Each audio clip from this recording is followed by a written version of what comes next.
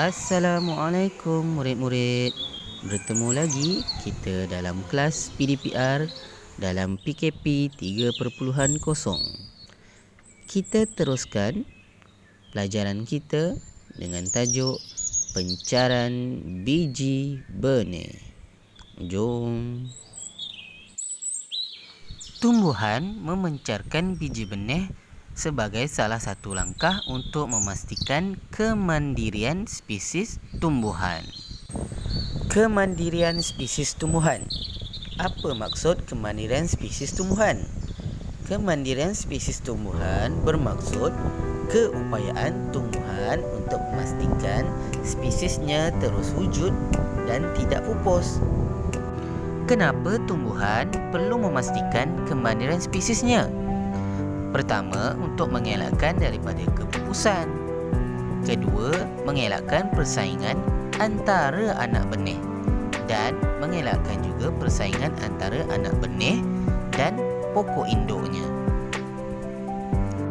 Ada 4 cara tumbuhan menyebarkan atau memencarkan biji benihnya.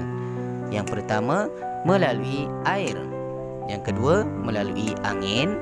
Yang ketiga, melalui haiwan. Dan yang keempat, melalui mekanisme letupan. 4 cara ini kita panggil sebagai ejen pencaran biji benih.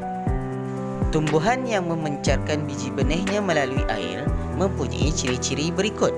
Pertama, bersabut. Bila bersabut, mempunyai rongga udara, maka membantu ia untuk timbul di atas air.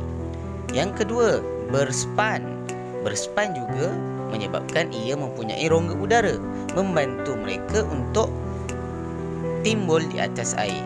Ciri ketiga, kulit berlilin. Kulit berlilin ini penting untuk memastikan kalis air dan terapung di atas air. Contoh tumbuhannya adalah seperti buah pongpong, teratai, kelapa, nipah dan rengas. Cara pencaran yang kedua adalah melalui angin. Ciri-ciri biji benihnya biasanya ringan, kecil, berbulu dan mempunyai struktur seperti sayap. Ciri-ciri ini semua membantu biji benih untuk diterbangkan oleh angin. Contoh tumbuhannya adalah seperti meranti, kapas, dandelion, pokok sena, lalang dan kekabu. Kesemua tumbuhan ini kita boleh lihat ada ciri-ciri yang kita nyatakan tadi, seperti berbulu, kecil, ringan dan ada yang mempunyai struktur seperti sayap. Cara pencaran ketiga adalah melalui haiwan. Biasanya ciri-ciri biji benihnya adalah boleh dimakan, berbau wangi atau harum, warnanya terang, biji kecil dan keras, dan ada juga yang bercangkuk. Contoh biji benihnya adalah seperti durian, rambutan, tomato dan banyak lagi. Semua tumbuhan ini boleh dimakan oleh haiwan, kemudian haiwan akan buang biji benihnya dan campak jauh daripada induknya.